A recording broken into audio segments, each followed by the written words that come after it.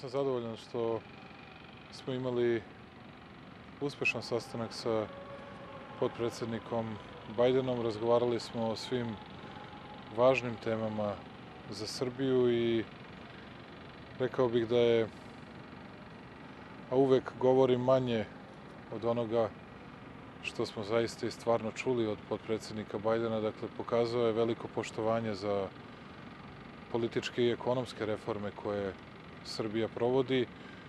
Takođe, smatra da je veoma važan evropski put Srbije i mi smo molili za pomoć i podršku Sjedinjenih država našoj zemlji na njenom evropskom putu. Mislim da potpredsednik Bajden smatra da Evropa će biti celovita ili u svakom smislu upotpunjena tek kada i Srbija postane deo Evropske unije. To je važan signal za našu zemlju